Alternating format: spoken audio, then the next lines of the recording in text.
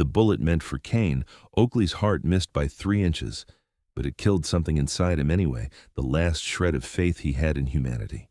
He stood in the dusty street of Santa Fe, New Mexico, watching his brother Thomas ride away with the woman Kane had planned to marry, their laughter echoing through the autumn air of 1878 as they disappeared with every cent he owned. The betrayal was complete, surgical in its precision, and it left Kane hollow as a dried riverbed. He turned his back on civilization that very day, riding north into the Sangre de Cristo Mountains with nothing but his horse, his rifle, and a hatred so deep it felt like drowning. The town of Placitas sat nestled in the foothills, close enough to the mountains to serve as his last stop before disappearing entirely. He bought supplies with the few coins he had sewn into his saddle, ignoring the curious looks from townsfolk who whispered about the massive stranger with shoulder-length dark hair and eyes like flint. Kane had always been built like the mountains themselves, broad shoulders that strained against his shirt, arms thick with muscle from years of ranch work, and hands that could bend iron or gentle a frightened horse with equal ease. At 28, he stood over 6 feet tall, his body honed by hard labor and harder living. The scar along his jawline was a gift from a longhorn that had taught him about trust the hard way, long before humans finished the lesson. He made his home in a canyon 30 miles from Placitas, where the pine trees grew so thick they blocked out the sky and a creek ran cold and clear year-round. The cabin he built with his own hands was sturdy but sparse, designed for survival rather than comfort.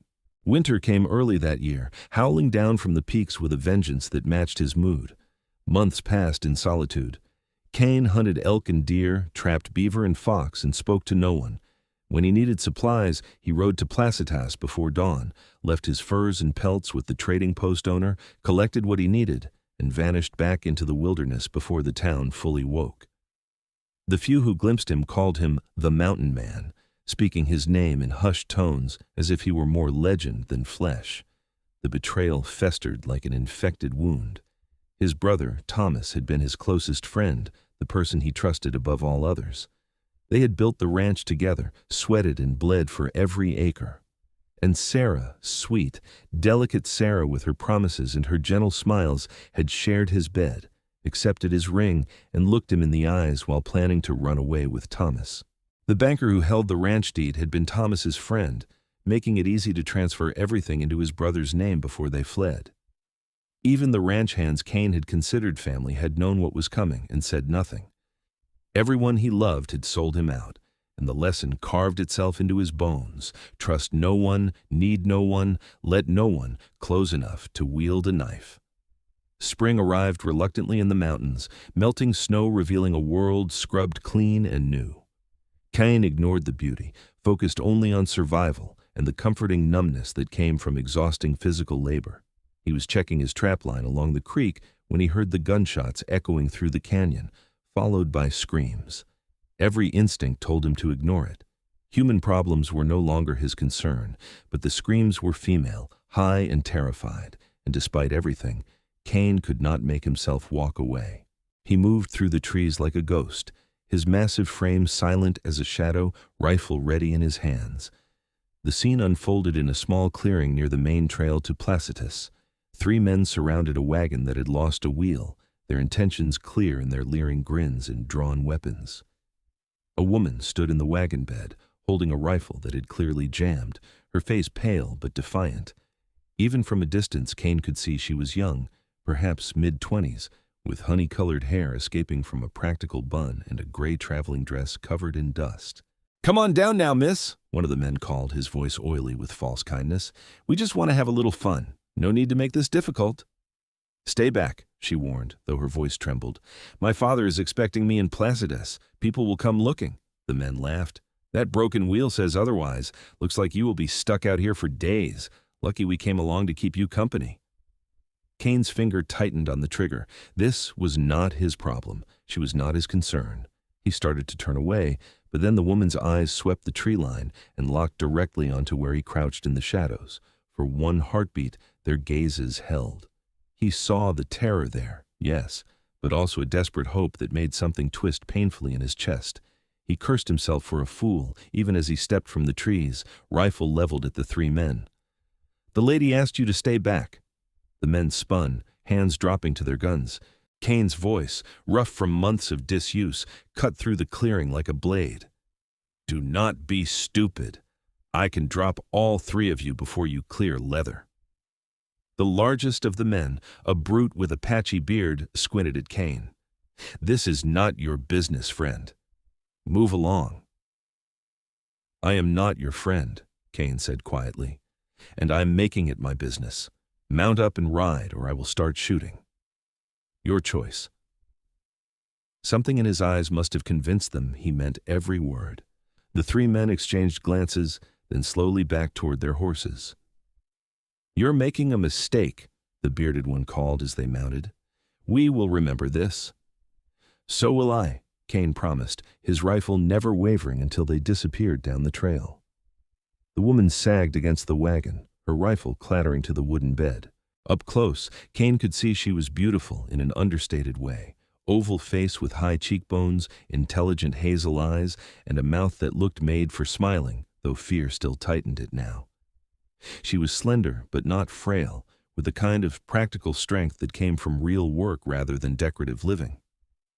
"Thank you," she breathed. "I thought thank you." Kane grunted, already regretting his decision to intervene. "You should not be traveling alone." "I was not supposed to be alone. My escort got drunk in Santa Fe and abandoned me at the first relay station." She wiped a trembling hand across her forehead. "I thought I could make it to Placidus on my own. Clearly, I was wrong." He examined the wagon wheel with a practiced eye. The axle was cracked, the wheel itself damaged beyond quick repair. "You will not be going anywhere in this." "I have to get to Placitas," she said urgently. "My father is waiting. He is the new doctor there, and I'm coming to keep his house and help with his practice. He will worry if I do not arrive soon." Kane considered leaving her there, but those three men might circle back once he was gone. The thought made his jaw clench. "I will take you to town. Get whatever you need from the wagon." "I could not possibly impose. I was not offering charity," he cut her off. "I was stating fact. Get your things or stay here and take your chances when those men return." Her chin lifted at his harsh tone, a flash of spirit replacing the fear in her eyes. "You have my gratitude, sir, though your manners could use improvement." Despite himself, Kane felt the corner of his mouth twitch. It had been so long since anyone had spoken to him with anything other than fear or wariness that her tartness caught him off guard. "I am fresh out of manners, but I have a horse and I know the trail. Decide quickly." She gathered her belongings with efficient movements, 2 carpet bags, a medical satchel, and a wooden box she handled with particular care. Kane loaded them onto his horse without comment, then held out his hand to help her mount. She hesitated only a moment before placing her palm in his. The contact jolted through him like lightning. Her hand was small and soft in his calloused grip, warm and alive and trusting. He lifted her into the saddle as easily as if she weighed nothing, his strength making the motion effortless. She settled in front of him, straight-backed and proper despite the awkwardness of the situation. "My name is Amelia Preston," she said as Kane swung up behind her. "Since we will be riding together, introductions seem appropriate." Kane Oakley. He reached around her to gather the reins, acutely aware of her warmth against his chest, the faint scent of lavender that clung to her hair despite the dust of travel. "Thank you again, Mr. Oakley. I know helping me has inconvenienced you." "Just Kane," he said gruffly, urging his horse forward, "and you are right, it has." They rode in silence for a while, the horse picking its way carefully down the mountain trail. Kane kept his body rigid, trying to maintain distance despite the necessity of their proximity. Amelia sat straight as well, her back barely touching his chest, both of them acutely uncomfortable with the intimacy forced upon them. As the afternoon wore on and the trail wound through beautiful country, Amelia began to relax slightly. "How long have you lived in these mountains, Kane?" "Long enough." He did not elaborate. "I imagine it must be lonely." "I imagine that is the point." She turned her head slightly, trying to see his face. "You prefer solitude?" "I prefer not being stabbed in the back," he said flatly. "Solitude ensures that." Amelia was quiet for a moment, processing his bitter words. "Someone hurt you badly. That's none of your concern." "No," she agreed softly. but I'm sorry nonetheless. Whatever happened, I hope you know that not everyone is cruel." Kane laughed, the sound harsh and humorless. "Save your sympathy, Miss Preston. I am exactly where I want to be." They stopped to water the horse and rest as the sun began its descent toward the western peaks. Amelia stretched her legs, wincing slightly, and Kane grudgingly offered her jerky from his saddlebag. They sat on opposite sides of a fallen log, eating in silence. "My father and I are from Boston," Amelia offered, clearly determined to breach his walls of silence. "He wanted a fresh start after my mother died, somewhere he could do real good, help people who truly need it." "Placidus has needed a doctor," Kane admitted. "The old one died last winter." "That's what Father heard. He believes the West represents opportunity for those willing to work hard and build something meaningful." She smiled slightly. "He has always been an optimist. And you?" "I believe in supporting my father," she said simply, "and I believe in making the best of whatever situation God provides. Beyond that, I try not to presume." Kane studied her profile in the fading light. There was something genuine about Amelia Preston, a straightforwardness that was either naive or remarkably honest. He could not decide which, and found himself wanting to know despite his better judgment. They reached Placidus as the last light bled from the sky, the town's lamps beginning to glow like fireflies in the gathering darkness. It was a modest settlement, perhaps 300 souls, built around a central plaza in the old Spanish style. The church stood at one end, its white adobe walls luminous in the dusk, and various shops and homes clustered along dirt streets that turned to mud when it rained. A man came running as soon as they rode into the plaza, his gray hair wild, spectacles askew. "Amelia, thank God! I was about to organize a search party." "Father!" Amelia slid from the horse before Kane could help her, rushing into the older man's arms. "I'm so sorry. The wagon broke down and there were men. This is Kane Oakley. He saved me." Dr. Marcus Preston turned to Kane with tears in his eyes and gripped his hand with surprising strength. "Sir, I am in your debt. If anything had happened to my daughter—" His voice broke. "She is safe," Kane said, uncomfortable with the man's gratitude. "That is what matters. Please, you must let me repay you. Come to dinner. Stay the night at least. The accommodations are modest, but—" "No need." Kane was already turning his horse. "Just doing what anyone would do." "But clearly not everyone did," Dr. Preston said quietly, his sharp eyes taking in Kane's weathered appearance, the way he held himself apart. "Please, one meal. It is the least I can offer." Kane wanted to refuse. Every instinct screamed at him to return to his mountain sanctuary, to put distance between himself and these people before attachment could form. But Amelia was watching him with those hazel eyes, and he found himself nodding curtly. The Preston house was small but clean, furnished with the bare necessities and several crates still waiting to be unpacked. Amelia moved through the space with practiced efficiency, lighting lamps and stoking the fire while her father and Kane carried in her bags. Kane noted how she transformed the house simply by being in it, adding a cloth to the table, arranging wildflowers in a jar, humming softly as she prepared a simple meal of beans, cornbread, and the precious coffee she had brought from Santa Fe. Over dinner, Dr. Preston proved to be a talker, filling the silence with stories of Boston, observations about Placidus, and questions about the surrounding country that Kane answered in monosyllables. Amelia said little but watched Kane with an intensity that made him uneasy, as if she were trying to solve a puzzle. "How did you come to live in the mountains?" she asked finally. Kane's fork paused halfway to his mouth. "Wanted to be alone." "But why?" "Amelia," her father chided gently. "That is personal."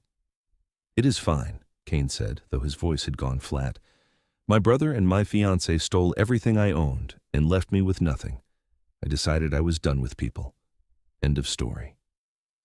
The silence that followed was heavy. Amelia's eyes filled with sympathy that Kane absolutely did not want. "How terrible," she said softly, "to be betrayed by those you loved most. Like I said, I am done with people." Kane pushed back from the table. "Thank you for the meal. I should go." "Will you at least stay until morning?" Dr. Preston asked. "It is dangerous to ride the mountain trails at night, and we have a spare room." Kane hesitated. The sensible part of him knew the doctor was right. Navigating the canyon trail in full darkness was risky, even for someone who knew it well. But staying meant more time in Amelia's presence, more opportunities for her gentle concern to chip away at the walls he had built. Just until first light, he agreed reluctantly. The spare room was barely large enough for the narrow bed it contained, but Kane had slept in far worse places. He lay awake for hours, listening to the unfamiliar sounds of the town, distant laughter, a dog barking, the murmur of voices from neighboring houses. It grated on him after months of mountain silence. He was still awake when he heard the soft knock on his door. "Kane, are you decent?" "Yes," he said warily, sitting up as Amelia slipped into the room carrying a steaming cup. "I thought you might like some tea. I could not sleep, and I heard you moving about."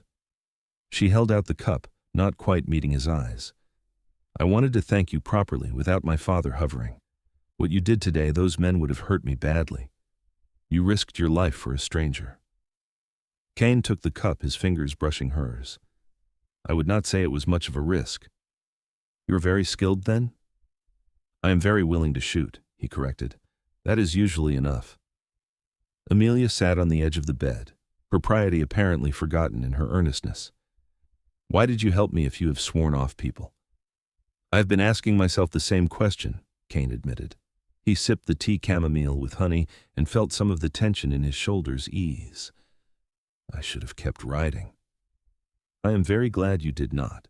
Her hand reached out, resting lightly on his forearm. The touch was innocent, meant only as emphasis, but Kane felt it like a brand.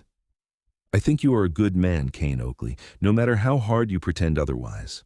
You do not know me." "Perhaps not yet," she agreed, "but I am an excellent judge of character. It comes from helping my father with his patients all these years. I can see the goodness in you, even if you have buried it deep." Kane stood abruptly, moving away from her touch. "You see what you want to see. I am not a good man, Amelia. I am just a man who wants to be left alone." "Then why are you still here?" she asked quietly. He had no answer for that. Amelia rose gracefully and moved to the door, pausing on the threshold. "Sleep well, Kane. I hope you will visit us again sometime. Father could use someone who knows the country, and I—" She stopped, a faint blush coloring her cheeks. "I would like to see you again." After she left, Kane stared at the door for a long time, his heart pounding in a way that had nothing to do with danger and everything to do with the gentle woman who seemed determined to see past his defenses. He left before dawn as planned, riding away from Placitas with grim determination. But over the following weeks, he found himself thinking about Amelia constantly. The way she had faced down 3 armed men with a jammed rifle and nothing but courage. The intelligence in her eyes, the softness of her hand in his, the genuine warmth in her voice when she thanked him. He hated it, hated the weakness it represented, the vulnerability it created.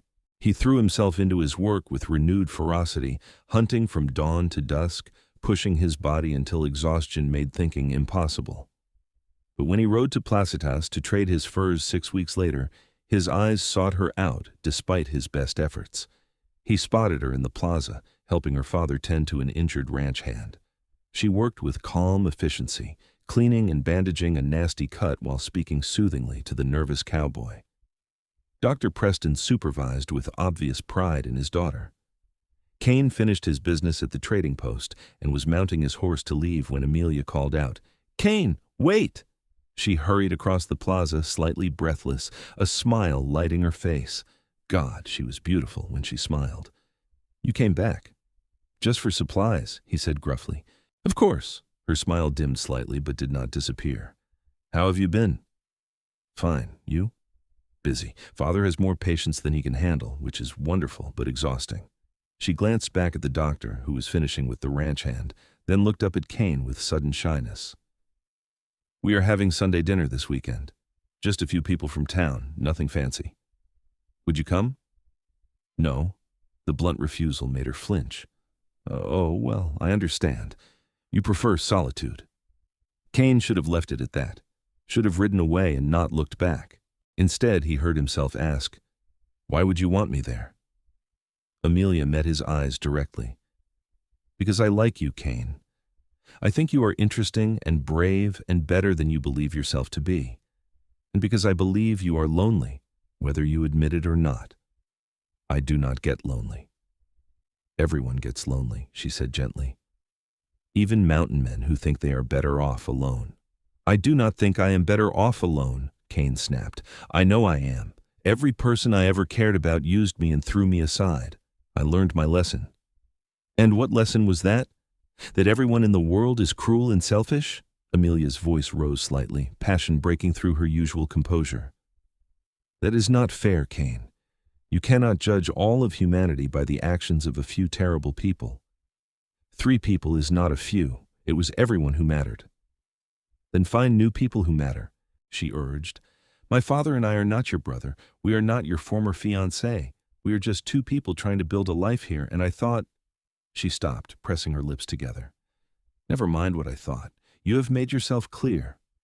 She turned to walk away, her shoulders stiff with hurt, and Kane felt something crack in his chest. Amelia, wait. She paused but did not turn around.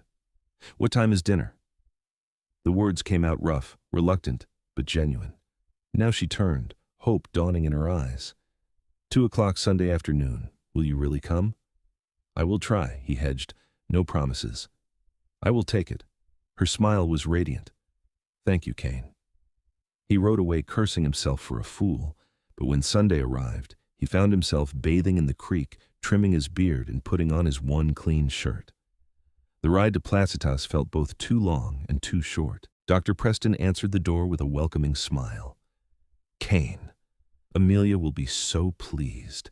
Come in. Come in.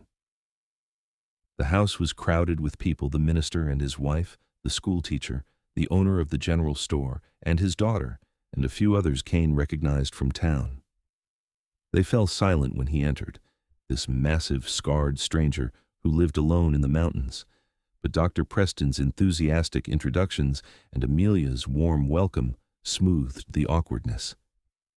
Amelia had worked magic with the small house, decorating it with wildflowers and making it feel like a home rather than just a dwelling. The meal was simple but delicious: roasted chicken, vegetables, fresh bread, and a pie made from dried apples.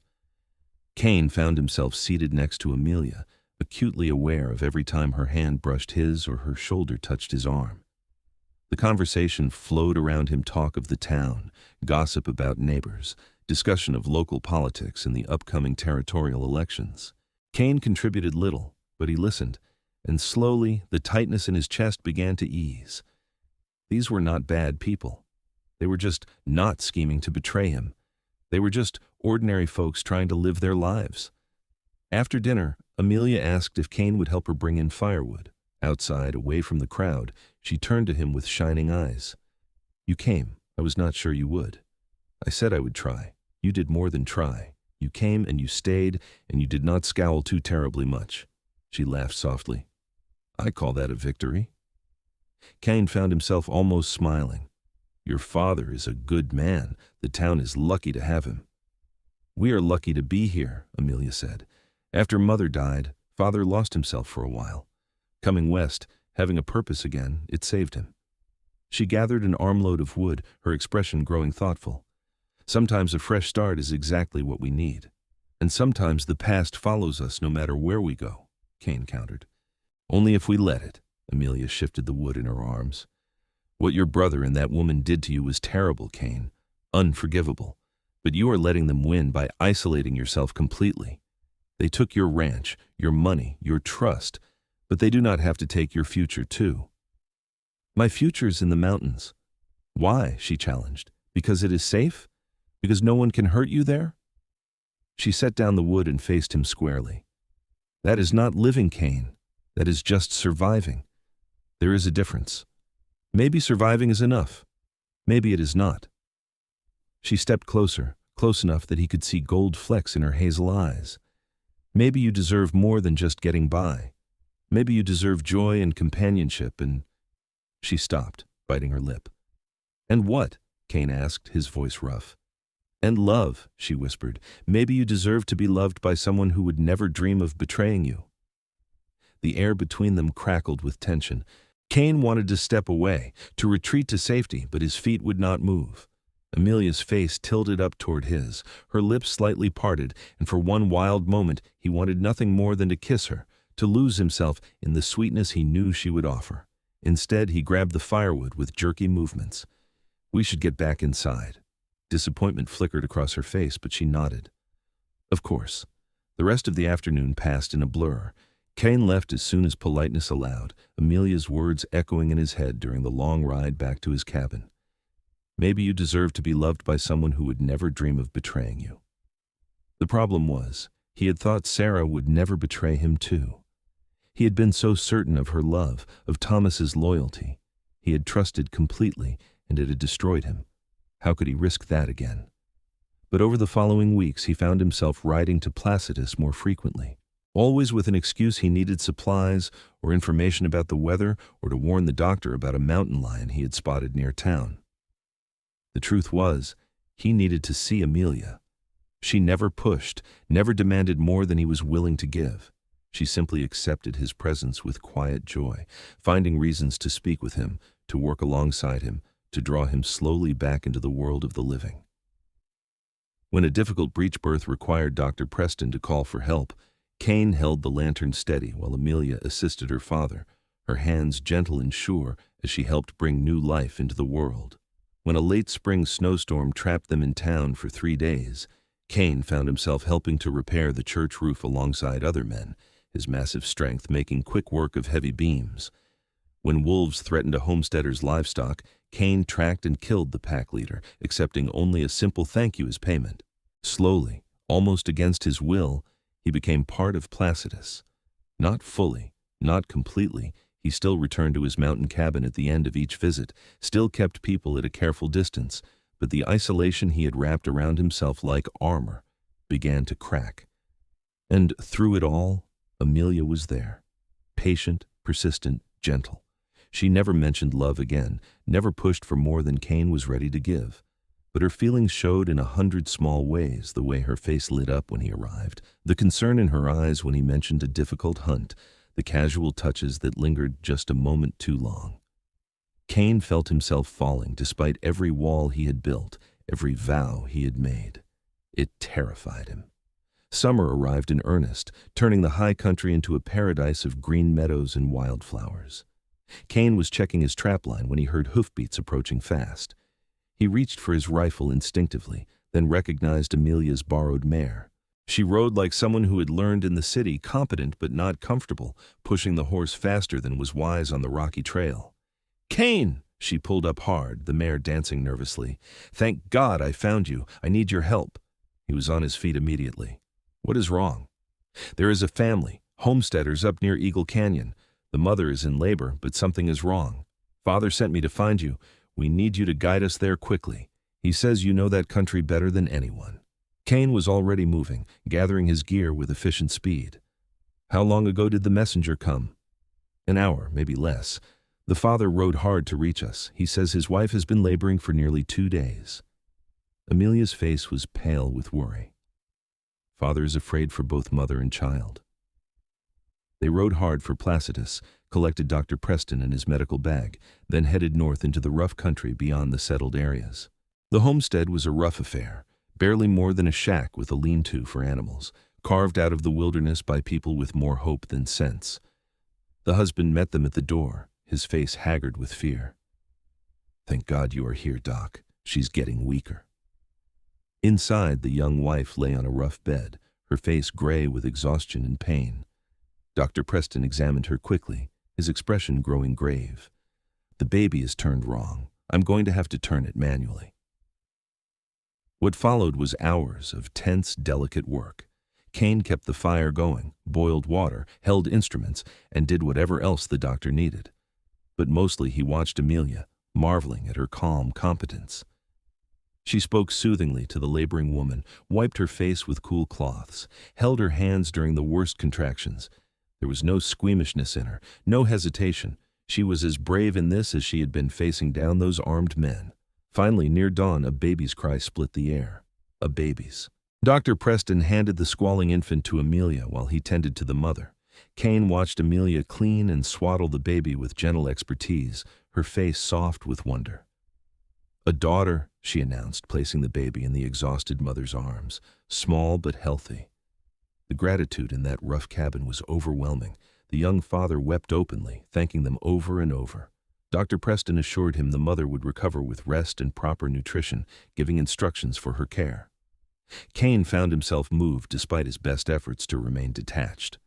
They rode back to Placitas in the golden light of morning, all three of them exhausted but satisfied. Dr. Preston dozed in his saddle, trusting his horse to know the way home. Kane and Amelia rode side by side in silence for a long while. "You were amazing back there," Kane said finally. Amelia glanced at him in surprise. "I was just doing what needed to be done." "No," he insisted. "You were calm and strong, and exactly what that woman needed. You probably saved her life." "Father saved her life. I just assisted." "You are too modest." Kane hesitated, then added, "Your father is lucky to have you. That family is lucky you came." "I am lucky too," Amelia said softly. "Lucky to be able to help, to make a difference. Lucky to be here in this beautiful country." She looked at him meaningfully. "Lucky to have met you." Kane's throat tightened. "Amelia." "I know," she interrupted gently. "You are not ready. You may never be ready. I understand, Kane. I do. But that does not change how I feel." She took a deep breath. "I'm falling in love with you. I have been since that first day when you stepped out of the forest like some kind of guardian angel. And I thought you should know, even if you cannot feel the same way." Kane stared at her, his heart pounding so hard he thought it might crack his ribs. "You should not love me. I cannot or will not," Amelia asked. "There is a difference." "Both," he said harshly. "I will not go through that pain again. I cannot." "So you will spend the rest of your life alone rather than risk being hurt?" Amelia's voice broke slightly. "Kane, that's not strength. That is fear. Maybe I have good reason to be afraid." "You do," she agreed. "But I am not Sarah. I would never betray you, never lie to you, never leave you." She stopped, pressing her hand to her mouth as tears spilled down her cheeks. Kane had never felt so torn. Every instinct screamed at him to run, to protect himself, to retreat to the safety of isolation. But looking at Amelia's tears, seeing the genuine pain in her eyes, he felt something shift inside him. This woman had offered him nothing but kindness and honesty. She had been patient with his silence, understanding of his pain, accepting of his limits, and she was asking for nothing except the chance to love him. "Do not cry," he said gruffly, reaching out to thumb away her tears. "Please, Amelia, do not cry." "I'm sorry," she whispered. "I did not mean to push. I just needed you to know." They rode the rest of the way in silence. When they reached Placitas, Kane helped both Prestons down from their horses. Dr. Preston thanked him and stumbled inside to sleep. Amelia lingered, her eyes red but hopeful. "Thank you for guiding us," she said. "We could not have made it without you." "You would have managed." "Perhaps, but we did not have to because you were there." She touched his hand lightly. "You are always there when I need you, Kane. Do you not see? You already care, even if you are afraid to admit it."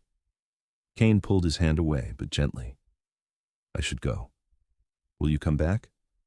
He wanted to say no, wanted to end this before it went any further, before her gentle hands completely dismantled the armor around his heart.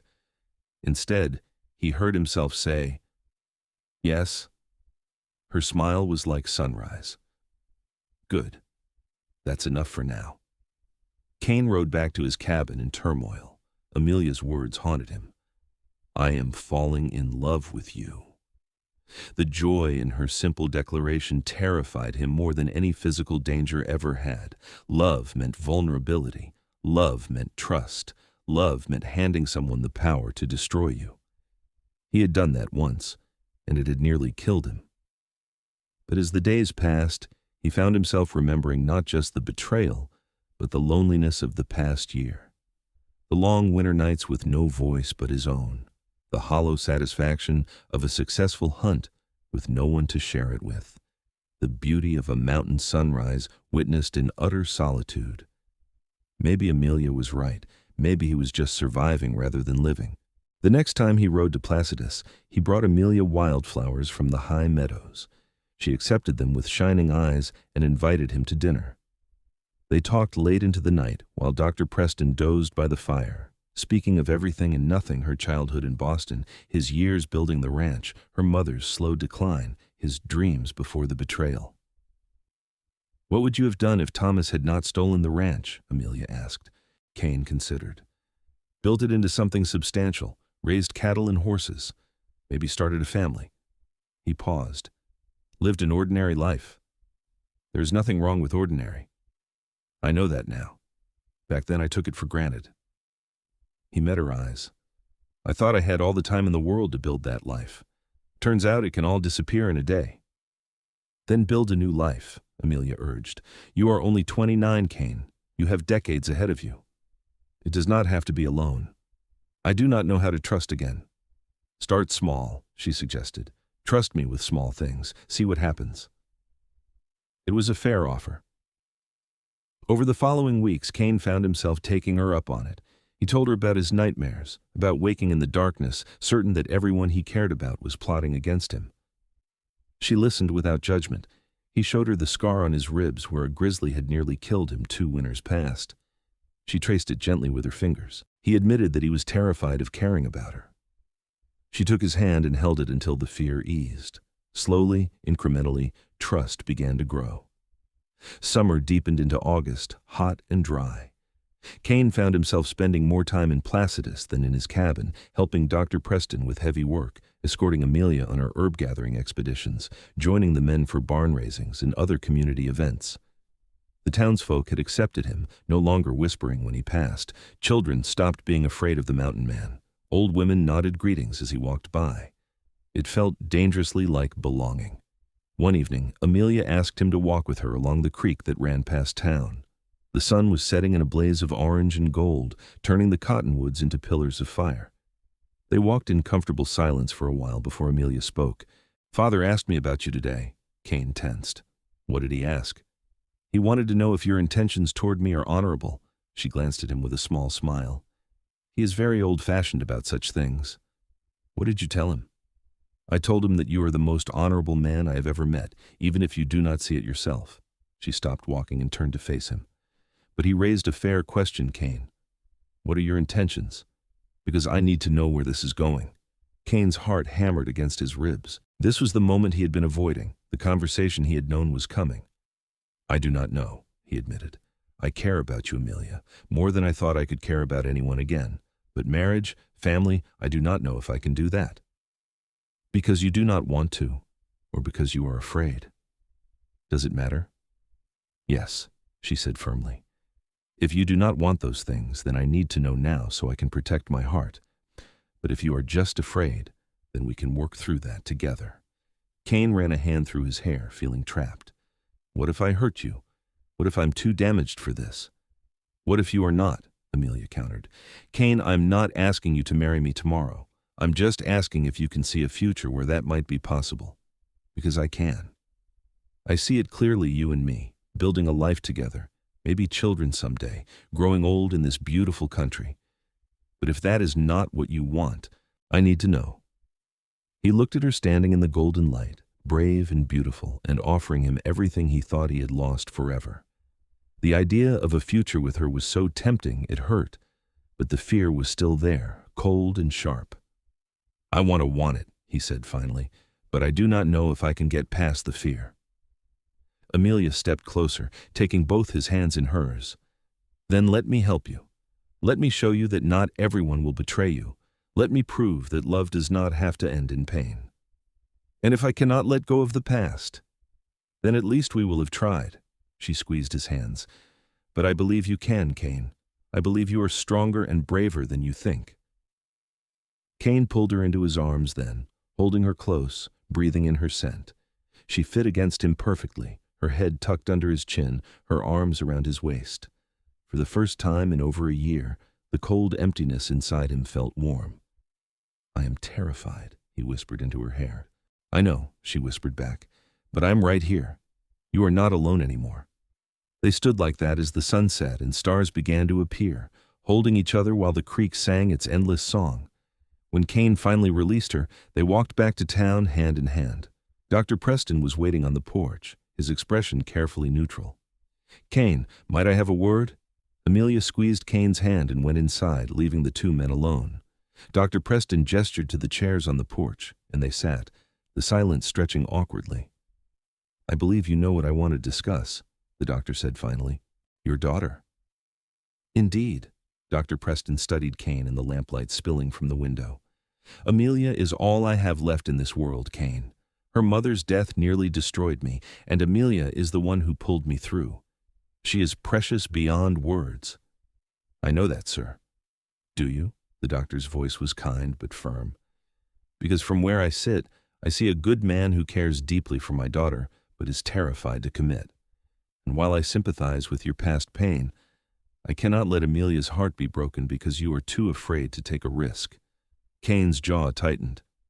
"I have not made her any promises I cannot keep." "No, but you have made her hope, and hope can be just as powerful as a promise, Kane. If you do not intend to marry her, if you cannot see a future together, then you need to step back now before the damage is irreparable." "And if I want to try?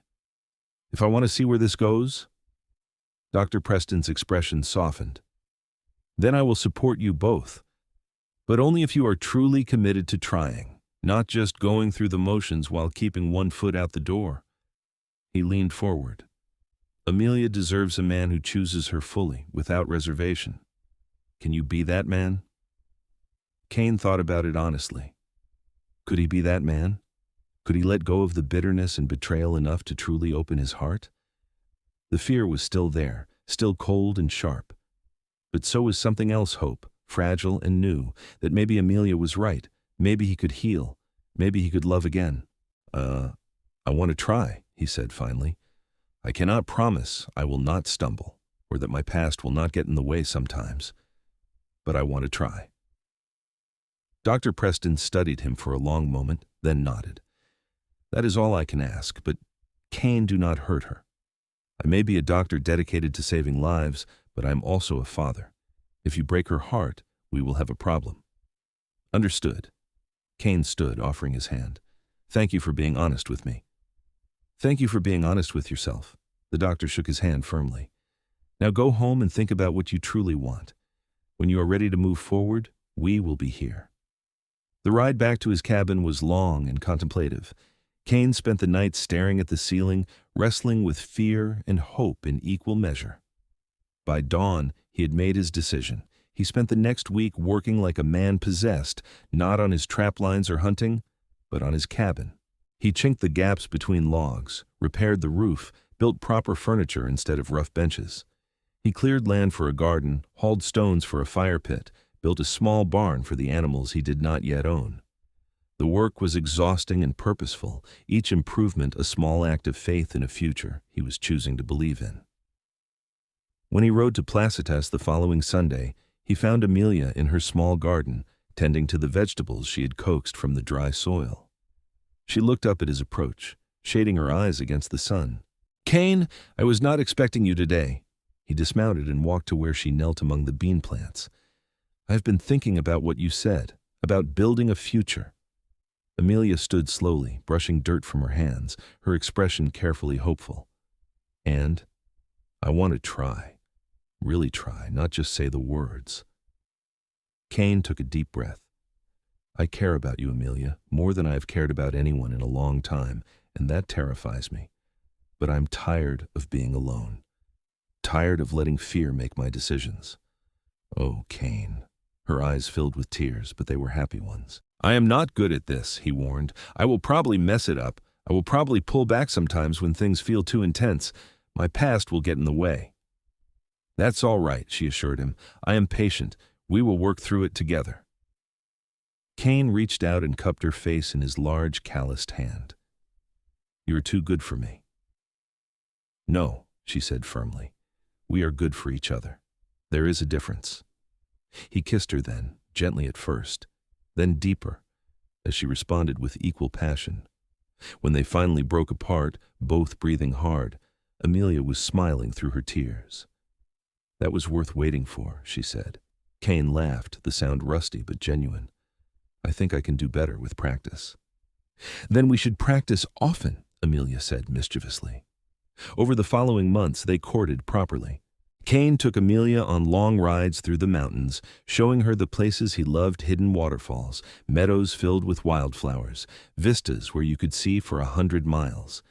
She taught him to dance in her father's parlor, patient with his clumsy feet. They attended church socials together, went on picnics, spent long evenings talking on the porch while Dr. Preston pretended not to eavesdrop. It was not always easy. There were times when Kane's old fears resurfaced, when he pulled back emotionally and Amelia had to coax him forward again. There were arguments, misunderstandings, moments when the gulf between them seemed insurmountable. But there was also laughter and joy and a growing sense of rightness.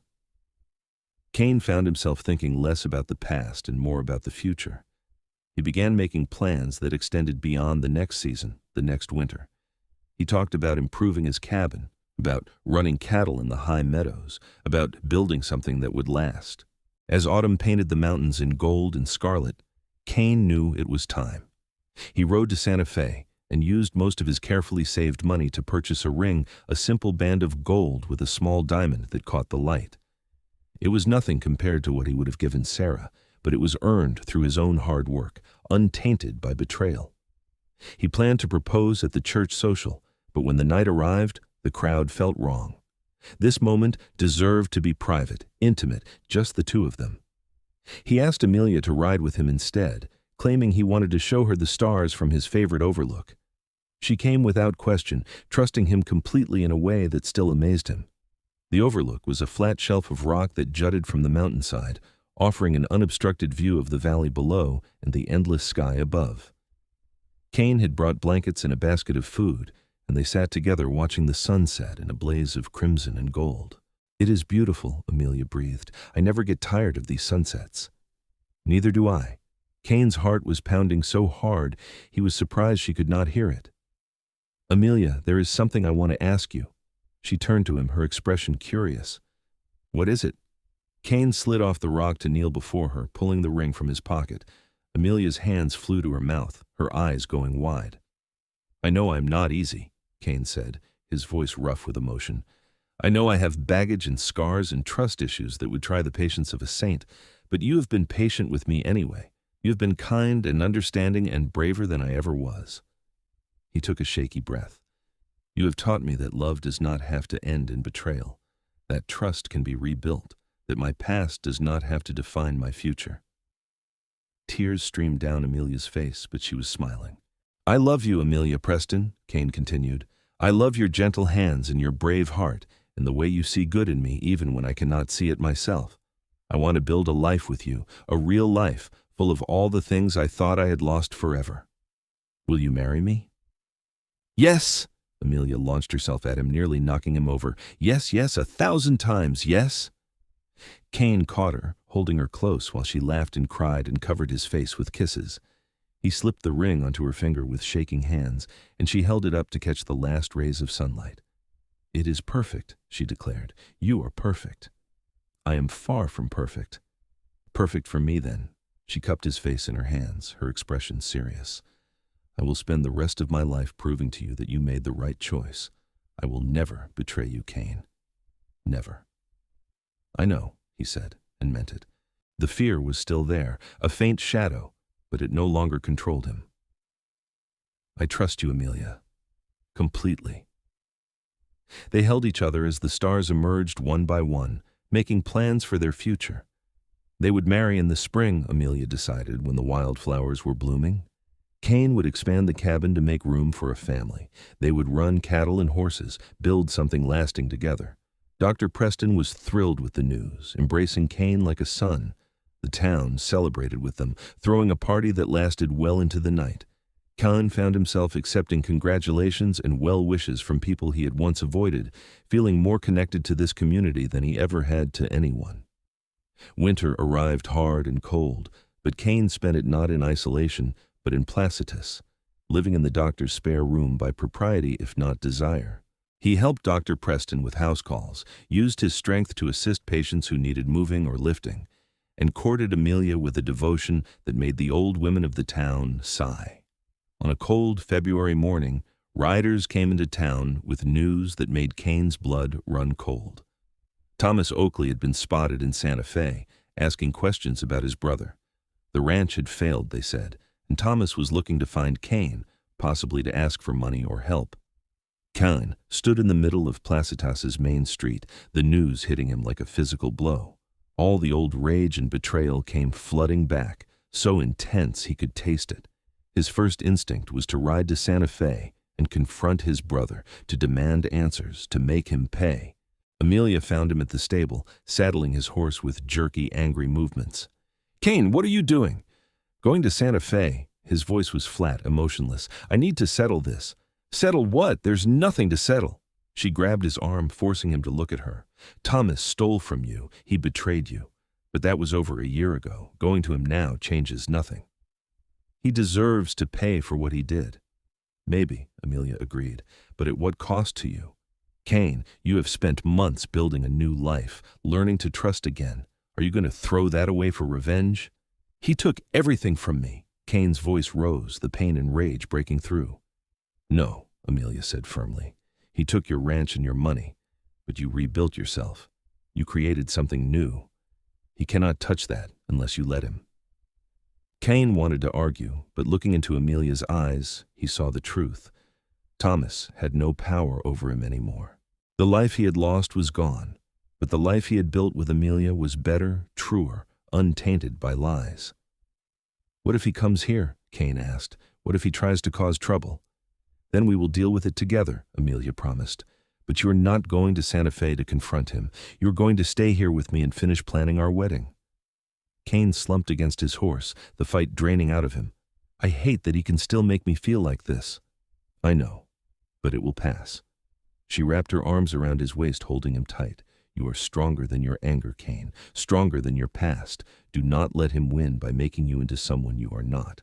He held her close, breathing in her scent, letting her presence calm the storm inside him. She was right.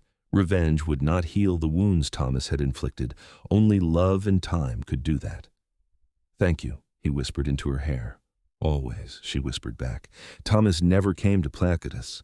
Whether he found what he was looking for in Santa Fe or moved on to easier prey, Kane never knew. And after a while, he stopped caring. The past was the past, and his future was with Amelia. Spring arrived in a riot of color, the mountains erupting in wildflowers just as Amelia had predicted.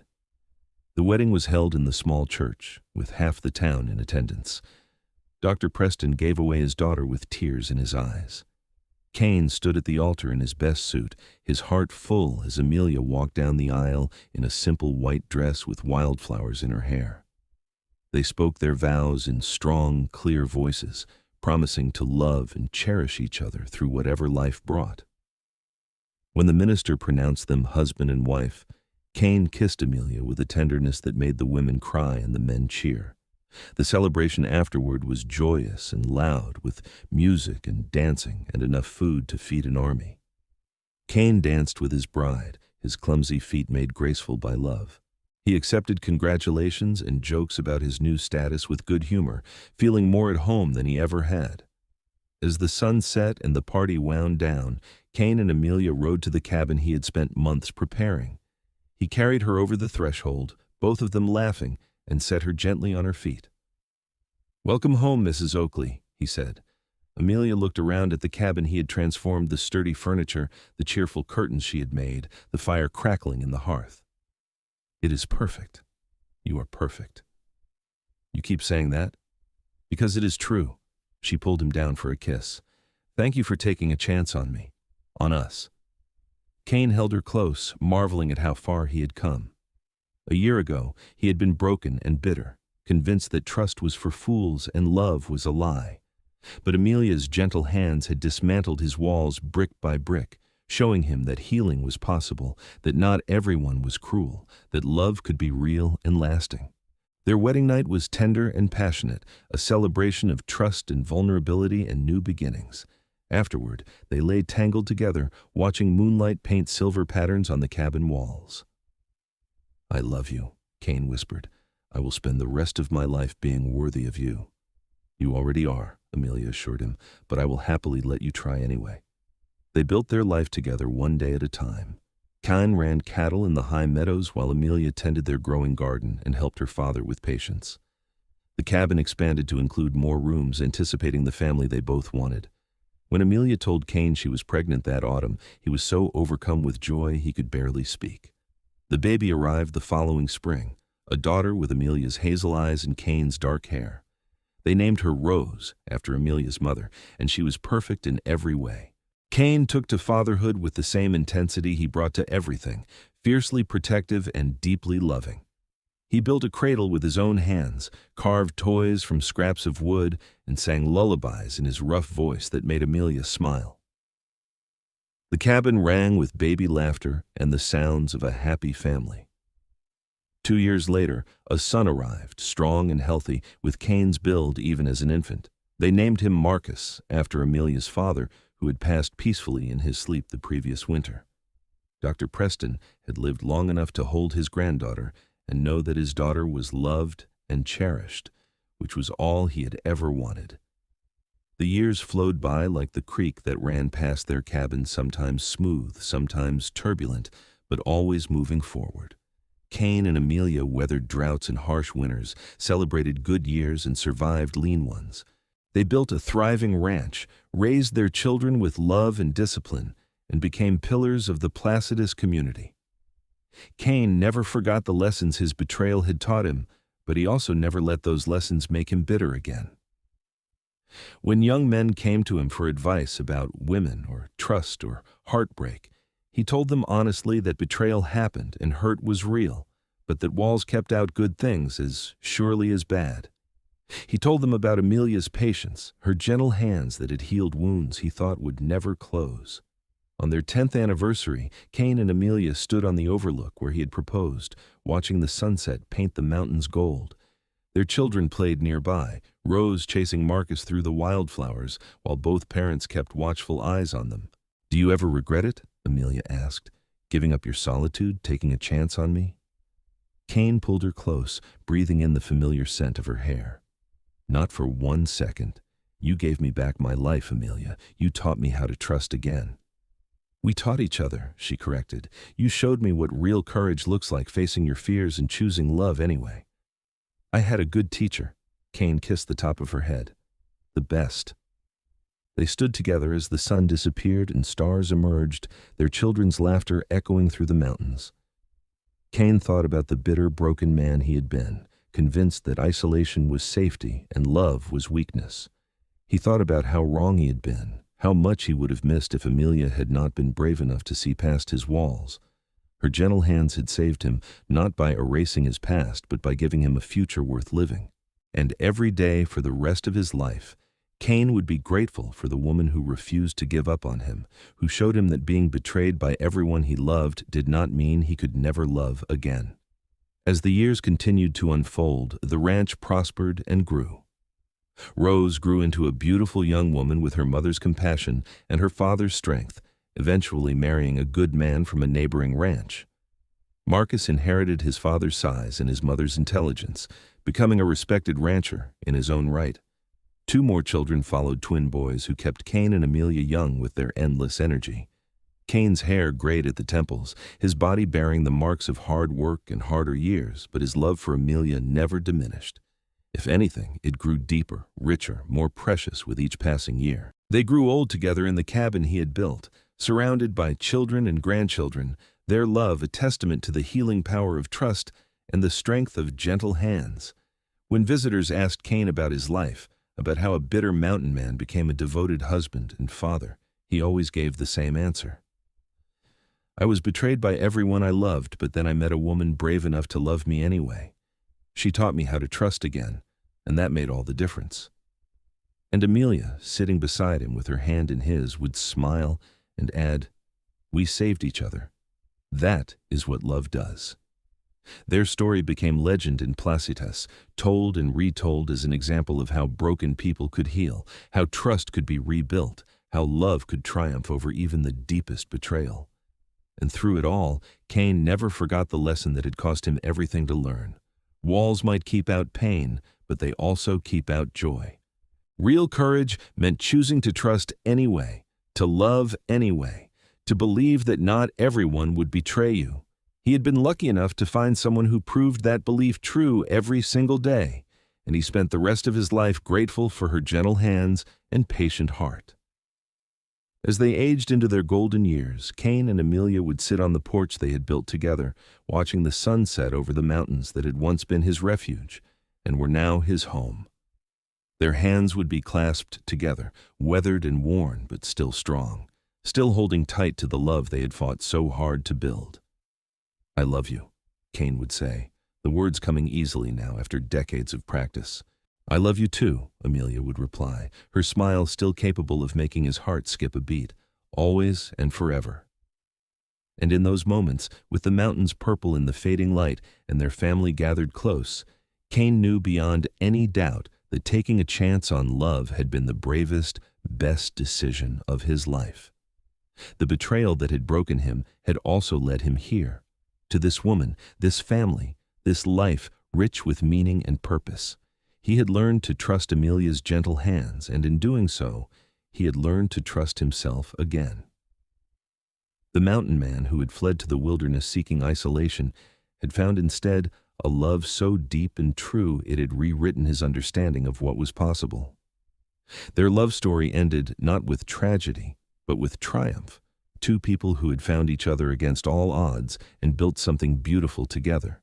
When Kane finally passed peacefully in his sleep at the age of 78, Amelia was holding his hand, her tears falling on their joined fingers as she whispered one last goodbye to the man who had been her whole world. She lived 3 more years, surrounded by the children and grandchildren that were their legacy, before joining Kane in the small cemetery overlooking the valley they had loved. They were buried side by side, their headstones simple but meaningful.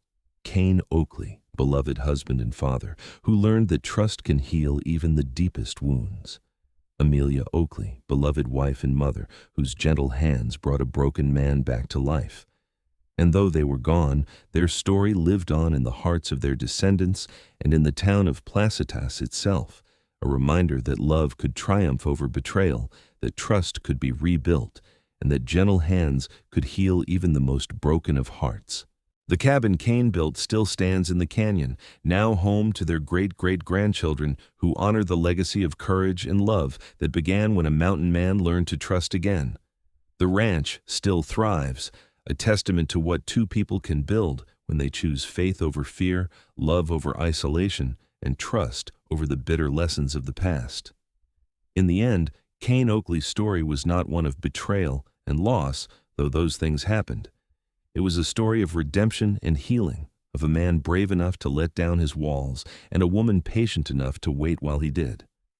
It was a story of how gentle hands could dismantle armor, how trust could be rebuilt brick by brick, and how love could transform even the most broken of souls. And that, more than anything else, was the legacy they left behind, proof that no matter how deeply betrayal might wound us, hope and healing are always possible if we are brave enough to trust again, to love again, to let someone's gentle hands show us the way home.